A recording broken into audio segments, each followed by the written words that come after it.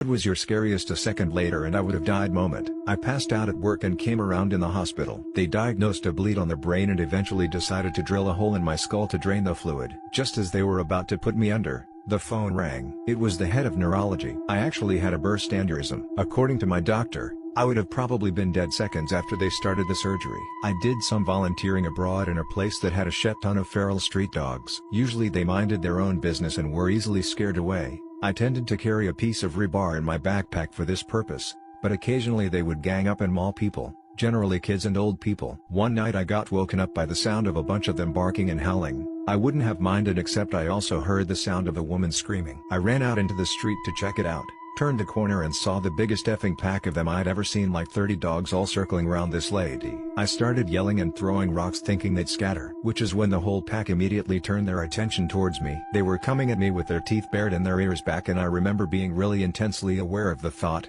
okay, I'm going to effing die right now. It was at that moment that a dude in a rickshaw came tearing down the road, flashing his lights and honking. This made the dogs bolt. Driver saved my life, or at the very least prevented a wicked bad mauling. It was a really great affirmation about how most people will do what they can to help you when you need it.